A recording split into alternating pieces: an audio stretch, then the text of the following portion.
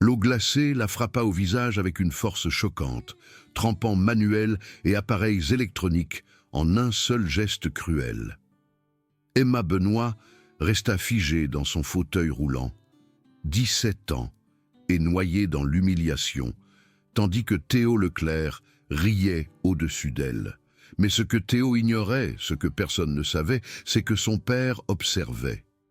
Et le colonel David Benoît n'avait pas survécu à 3 décennies d'opérations spéciales en laissant les menaces à sa famille impunie. Le soleil de Provence tapait impitoyablement sur le terrain d'entraînement du camp militaire de Canjuers ce matin de septembre 2003. Le colonel David Benoît observait les recrues terminer leur circuit final, son visage buriné, ne révélant rien de l'esprit tactique constamment en train d'évaluer, de calculer, de planifier. À 61 ans, il se tenait avec la tension contenue d'une arme jamais complètement rangée. 30 ans d'opération du premier RPIM avaient gravé la patience et la précision dans son ADN. Son téléphone vibra.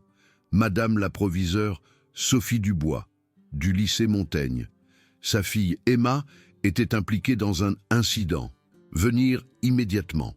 Benoît calcula le temps de trajet, l'évaluation de la menace, les protocoles de réponse. 7 minutes jusqu'au véhicule, 15 jusqu'au lycée. Quoi qu'il se soit passé, quelqu'un avait mal calculé. Emma était dans ce fauteuil roulant depuis 3 ans, depuis qu'un conducteur ivre avait franchi la ligne médiane sur l'autoroute A8. Elle avait perdu l'usage de ses jambes, mais avait gagné quelque chose de plus dangereux.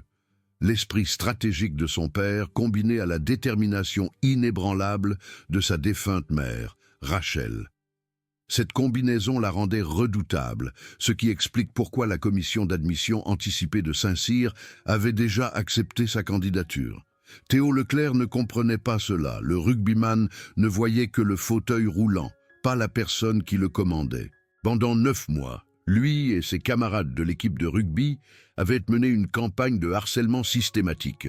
Devoirs volés, biens vandalisés, attaques sur les réseaux sociaux, intimidation physique. Le tout soigneusement orchestré pour rester en dessous des seuils d'intervention administrative. Le tout dirigé par un garçon dont le père lui avait appris que le pouvoir signifiait l'immunité face aux conséquences. Victor Leclerc. Le nom avait un goût de cendre dans la bouche de Benoît. Koweït, 1991. Le lieutenant Leclerc avait vendu des armes américaines aux forces ennemies, fourni des renseignements qui avaient tué 3 soldats. Benoît avait tout documenté, signalé par les voies hiérarchiques appropriées. Le père de Leclerc était un général 2 étoiles avec des relations au ministère de la Défense. Les preuves ont disparu.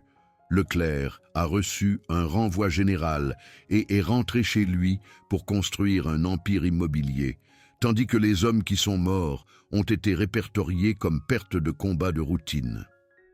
Maintenant, le fils de Leclerc ciblait Emma, l'utilisant pour blesser Benoît.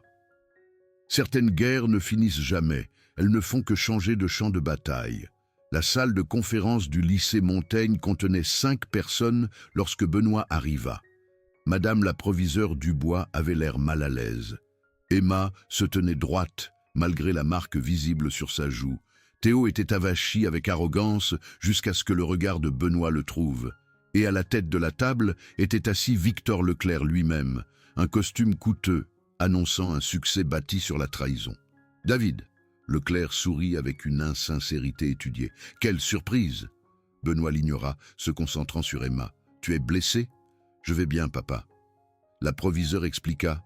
Théo avait fait des commentaires sur le handicap d'Emma. Elle avait renversé son plateau de déjeuner sur lui. Il l'avait frappé en réponse. « Légitime défense », déclara Benoît sèchement. Leclerc se pencha en avant. « Les garçons sont turbulents. Pas besoin de faire un drame pour une querelle d'adolescents. Votre fils a agressé ma fille. Ce n'est pas une querelle, c'est une agression. N'envenimons pas les choses, intervint la proviseure Dubois.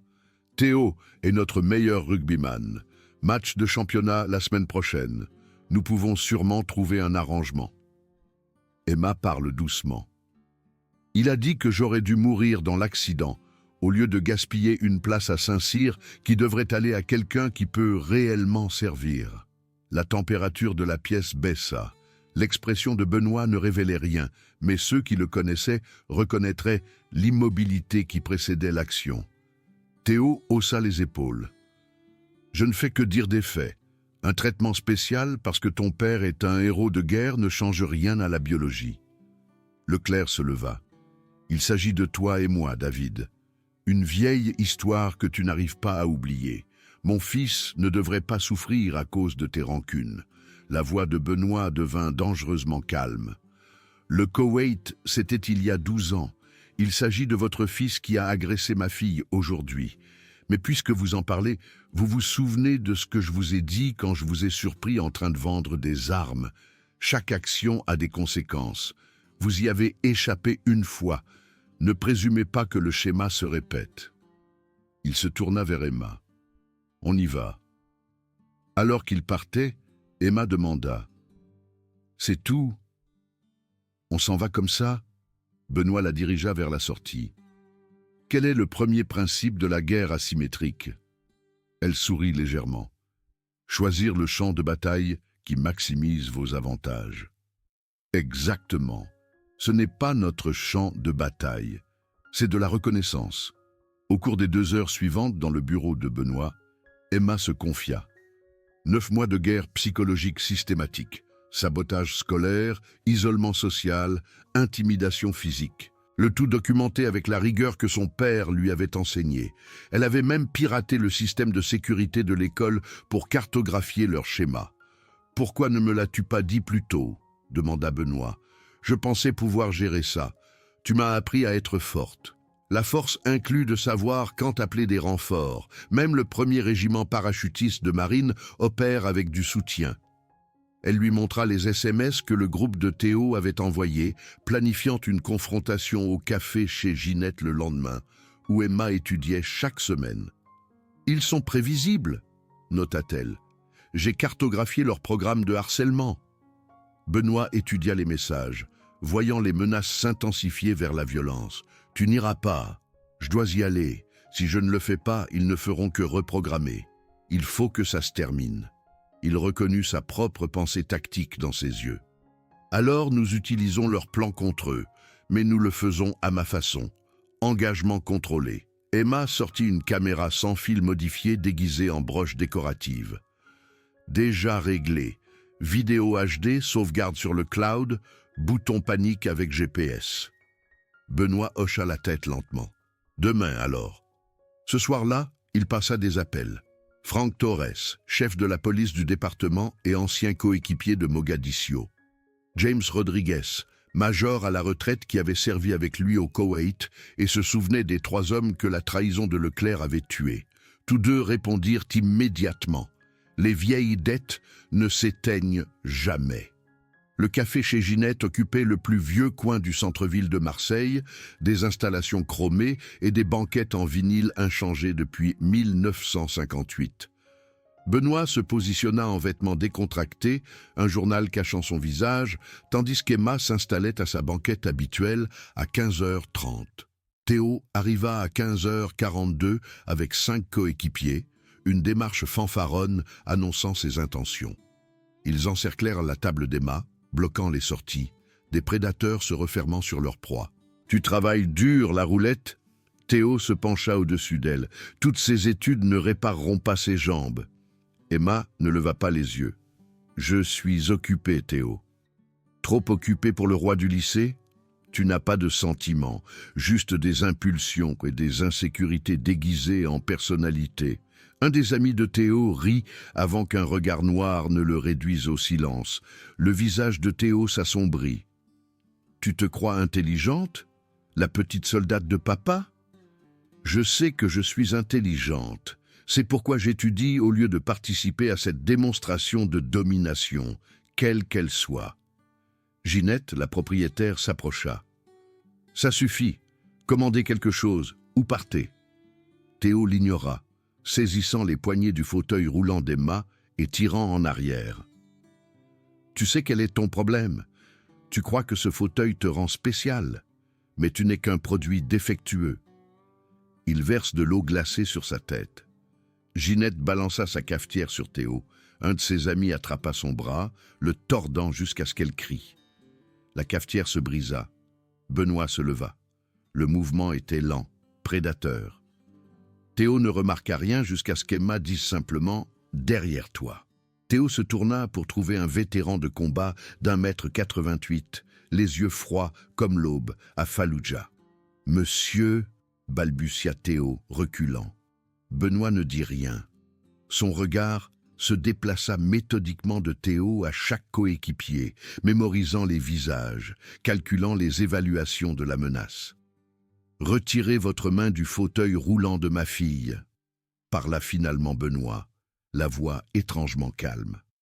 Théo obéit instantanément. Les autres relâchèrent Ginette. « Vous avez 30 secondes ?» continua Benoît, « pour expliquer pourquoi je ne devrais pas contacter le chef Torres au sujet d'accusations d'agression. » « Nous n'avons agressé personne, » protesta Théo. « Juste de l'eau. Elle nous a provoqués. » Benoît se rapprocha. « Je vois 6 lâches qui utilisent le nombre contre un adversaire perçu comme plus faible.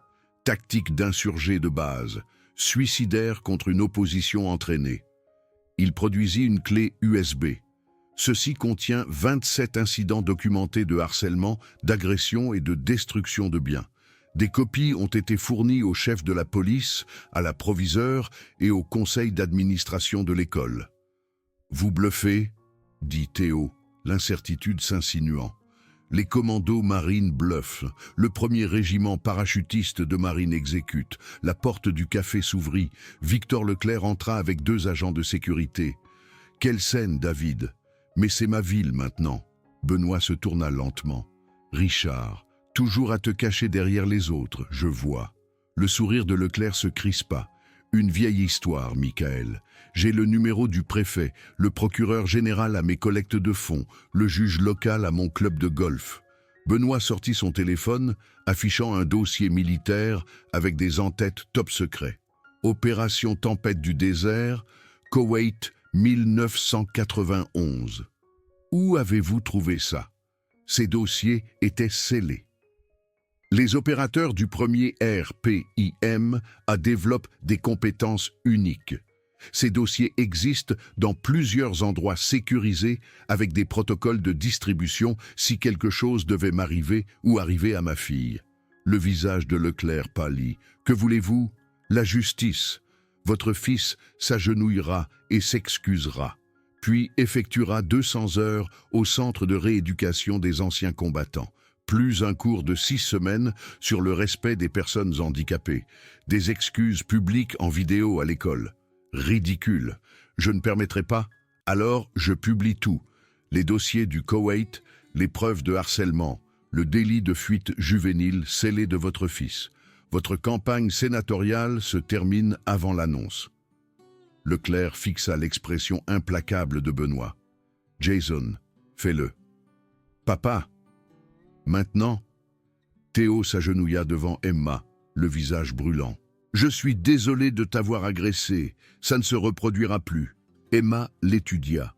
« Excuse acceptée conditionnellement. Vos actions futures détermineront si je vous crois. » Alors que Leclerc et son fils humiliés partaient, Emma se tourna vers son père. « C'est fini ?» Benoît secoua la tête. « C'était le coup d'envoi. Leclerc ne s'arrêtera pas. Mais nous avons établi les termes de l'engagement. Le centre de rééducation des anciens combattants occupait un entrepôt converti dans l'est de Marseille.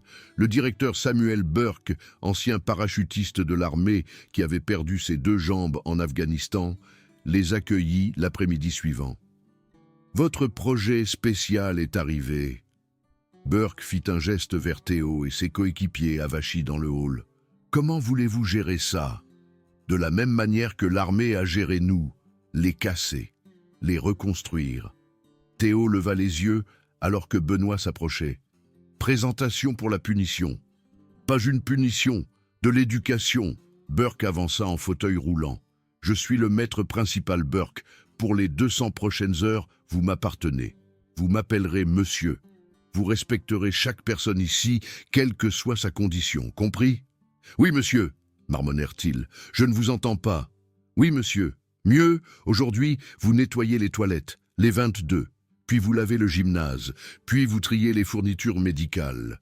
Alors que les garçons étaient emmenés, Burke se tourna vers Benoît. Ils sont jeunes, stupides, potentiellement récupérables. Nous verrons de quoi ils sont faits. 2 jours plus tard, le téléphone de Benoît sonna. La voix d'Emma était tendue mais contrôlée. Quelqu'un a trafiqué ma Jeep. Les commandes manuelles ont mal fonctionné. Je suis en sécurité, mais papa, les boulons étaient délibérément desserrés. Où es-tu? Route départementale 12, à environ 3 km du poste de Peterson. Ferme les portes à clé, j'arrive dans 10 minutes. 8 minutes plus tard, il la trouva assise calmement, le 38 revolver qu'il lui avait donné visible sur ses genoux. Intelligente fille. Le chef Torres arriva peu après, documentant tout. Ça franchit une ligne, David. Le sabotage de véhicule est une tentative d'assassinat qualifiée. Option, officiellement, enquête, rapport, probablement nulle part. Officieusement, surveillez vos arrières. Leclerc prend de l'ampleur plus vite que prévu. Cette nuit-là, Benoît améliora la sécurité de leur maison aux spécifications militaires, détecteurs de mouvement, caméras infrarouges, points d'accès renforcés. Pendant qu'il travaillait, Emma demanda « Parle-moi du Koweït. Que s'est-il vraiment passé entre vous deux ?» Benoît resta silencieux pendant un long moment. 1991. Je commandais une unité menant des opérations derrière les lignes ennemies. Nous avons surpris Leclerc en train de vendre des armes aux forces irakiennes, fournissant des renseignements. 3 soldats sont morts dans une embuscade à cause des informations qu'il leur a données. Il aurait dû être exécuté pour trahison. Mais il ne l'a pas été. Son père était général de corps d'armée Leclerc, des relations au ministère de la Défense. Richard a obtenu un renvoi, des dossiers scellés. Les familles n'ont jamais su la vérité. Et maintenant, il se présente au Sénat, avec un accès aux commissions de renseignement. C'est pourquoi il ne s'agit plus seulement de toi, c'est la sécurité nationale. La mâchoire d'Emma se crispa. Alors nous l'arrêtons, quoi qu'il en coûte. Au cours des jours suivants, les pièces se mirent en place. Emma pirata la base de données des donateurs de la campagne de Leclerc, trouvant des contributions étrangères illégales. Benoît contacta d'anciens coéquipiers qui se souvenaient du Koweït. Rodriguez rassembla des preuves qui n'avaient jamais été correctement étudiées. Torres documenta le sabotage du véhicule avec des agents fédéraux. La perquisition du FBI au domicile de Benoît se déroula exactement comme prévu. Les agents trouvèrent des documents soigneusement placés, suggérant des documents classifiés. Rien de réellement illégal, mais suffisamment pour justifier le récit de Leclerc. Pendant ce temps, Rodriguez livra des preuves authentiques du Koweït au bureau du FBI par des canaux que Leclerc ne pouvait pas contrôler. Au centre des anciens combattants, quelque chose d'inattendu se produisit. Théo revint volontairement, après que son père l'ait légalement retiré du programme. « Pourquoi êtes-vous ici ?» demanda Burke. « J'ai encore des heures à terminer, et... » Théo lutta avec une humilité inhabituelle. « Parce que j'ai besoin d'être quelque part qui ne regarde pas la disgrâce de mon père à la télévision. » Il avait passé 2 jours à travailler avec le lieutenant Carlos Mendez, victime de brûlures en Irak. Aider à la thérapie, entendre des histoires de véritables sacrifices.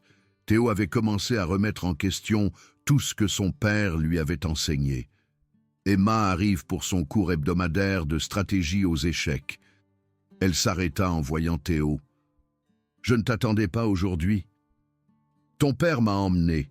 Il a dit que les engagements comptent le plus quand ils sont difficiles à honorer. » Emma l'étudia avec une précision analytique. « La croissance est douloureuse, mais nécessaire. »« Je suis désolé, » dit Théo doucement. « Pas parce que mon père s'est fait prendre. Je suis désolé parce que ce que je t'ai fait était mal. Les actions comptent plus que les mots. Mais tu es là. C'est un début. » Elle fit un geste vers ses élèves qui attendaient. « Si tu veux apprendre la pensée stratégique, tu es le bienvenu. » Théo prit place à la table d'échecs, entouré d'anciens combattants blessés de différents âges. Emma commença sa leçon sur la stratégie de sacrifice. Abandonner des pièces précieuses pour un avantage positionnel. Pendant qu'elle enseignait, Théo se sentit pleinement engagé. Les principes s'appliquaient bien au-delà des échecs. Pensée stratégique, planification à long terme, compréhension que des revers temporaires pouvaient permettre de plus grandes victoires. Des concepts que son père n'avait jamais enseignés, étant donné qu'il était concentré sur la domination immédiate. De l'autre côté de la pièce, Benoît observait avec une satisfaction prudente. Le garçon avait fait un choix plus difficile aujourd'hui, rejetant le privilège hérité pour le respect mérité. Qu'il dure ou non restait incertain, mais la transformation était possible. 3 jours plus tard, Leclerc se tenait devant la salle des anciens combattants, préparant l'annonce de sa campagne. Benoît était assis au dernier rang, une casquette de baseball basse, méconnaissable. Leclerc parla avec éloquence de son service militaire pendant la tempête du désert, des omissions prudentes façonnant un faux récit d'honneur et de sacrifice. Pendant les questions, Benoît se leva. « Monsieur Leclerc, pourriez-vous préciser votre rôle dans l'opération Tempête du désert, Koweït 1991 ?» La reconnaissance se répandit dans la salle. Le sourire de Leclerc se crispa. « Certaines opérations restent classifiées, colonel Benoît, peut-être un autre sujet. » Les portes de la salle s'ouvrirent. « Ce ne sera pas nécessaire », annonça l'agent spécial Thomas Reed, présentant ses références du FBI. « Monsieur Leclerc, nous devons discuter de potentielles violations de la loi sur l'espionnage lié à l'opération Tempête du désert. » Le chaos éclata. Leclerc tenta de partir, trouvant le chef Torres bloquant sa sortie. « Victor Leclerc, vous êtes recherché pour être interrogé concernant une tentative d'homicide volontaire sur véhicule. » Alors que Leclerc était escorté par des agents fédéraux, les caméras capturèrent tout. Sa campagne sénatoriale implosa en temps réel. Dehors, Emma se dirigea vers son père. « C'est fini ? Les conséquences juridiques commencent. Mais notre parti ? Oui, 12 ans d'attente. La justice retardée, mais arrivant enfin. 2 ans plus tard, Benoît se tenait à Saint-Cyr, regardant Emma recevoir sa commission de sous-lieutenant, armée de terre, corps du renseignement militaire. Elle traversa la scène en fauteuil roulant de manière autonome. La première élève officier en fauteuil roulant à remplir les conditions physiques modifiées, tout en dépassant toutes les normes académiques. À ses côtés se tenaient Burke et plusieurs anciens combattants du centre. Et Théo Leclerc, maintenant élève à l'école de l'air, transformé par ses 200 heures en quelqu'un que son père n'avait jamais imaginé qu'il pourrait devenir. Alors qu'Emma acceptait ses galons d'officier, Benoît rendit un salut parfait. Rachel aurait été si fière. Leur fille était devenue extraordinaire, non pas malgré son fauteuil roulant, mais grâce au caractère et à la détermination qu'il avait forgé. Victor Leclerc resta en prison fédérale, purgeant 20 ans pour trahison et tentative d'assassinat. Ses aspirations sénatoriales remplacées par des conséquences enfin livrées.